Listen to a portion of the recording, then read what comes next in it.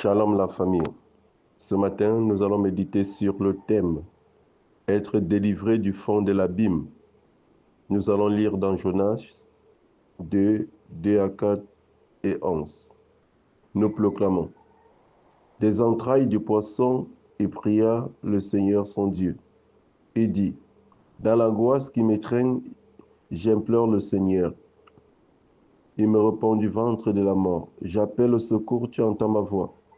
Tu m'as jeté dans le gouffre au cœur des mers, où le courant m'enseigle. Toutes les vagues et tes lames déferlent sur moi. Alors le Seigneur commande au poisson, et aussitôt le poisson vomit Jonas sur la terre ferme. Parole du Seigneur, nous rendons grâce à Dieu. Shalom la famille, des profondeurs ce matin, appelons le Seigneur. Il entend nos voix. Que tes oreilles soient attentives à nos voix suppliantes. Je vous salue Marie, combien de grâce, le Seigneur est avec vous. Vous êtes bénie entre toutes les femmes, et Jésus, le fruit de vos entrailles, est béni. Sainte Marie, Mère de Dieu, priez pour nous pauvres pécheurs, maintenant et à l'heure de notre mort. Amen. Bien-aimés dans le Seigneur, en nous détournant de l'adoration de la Trinité Sainte, Père, Fils et Saint-Esprit, nous nous trouverons dans des situations compliquées. Nous avons refusé d'obéir aux recommandations du Seigneur pour obéir à notre propre intelligence, à l'intelligence du monde ou encore aux idoles. Au quotidien, nous pouvons rencontrer des personnes dépressives, obsédées, possédées par des esprits maléfiques. Et aussi dans certaines familles, un enfant qui est vendu, il ne peut rien faire de sa vie, il est maboule. Il peut vieillir sans femme et sans enfant jusqu'à sa vieillesse, sans travail, car la famille l'a sacrifié pour que les autres membres de la famille prospèrent dans la société. Nous pouvons aussi rencontrer les personnes qui ont refusé l'appel à servir le Seigneur dans le sacerdoce ministériel à cause des désirs de la chair et l'attrait des désirs mondains, et qui aujourd'hui sont dans une instabilité spirituelle et sociale, ou bien des personnes qui œuvrent dans des couloirs contraires à leur destinée et qui ne progressent pas dans la vie. Le prophète Jonas a fui la présence de Dieu. Il a refusé d'annoncer le message du Seigneur au peuple de Ninive. Durant sa fuite, la terreur s'est abattue sur le bateau à cause de sa présence dans ces lieux. Et on l'a jeté dans la mer. La parole de Dieu dit qu'on l'a jeté dans le gouffre au cœur des mers. Toutes les vagues et tes larmes se sont défilées sur lui. Il a traversé une souffrance atroce. Il était à quelques pas de la mort. Cette image que trace le livre de Jonas est la même qui nous arrive lorsque nous refusons d'obéir à la parole de Dieu. Les décisions que nous prenons nous plongent dans des situations périlleuses.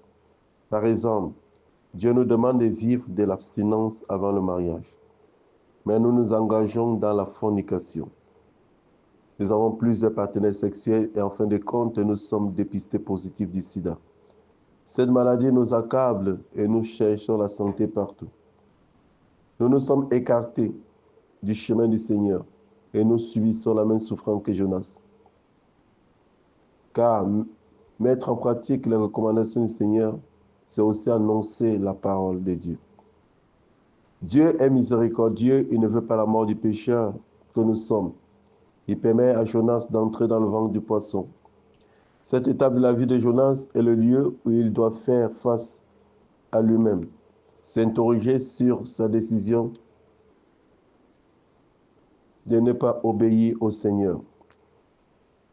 C'est le temps de la retraite où il doit faire l'examen de sa conscience et prier.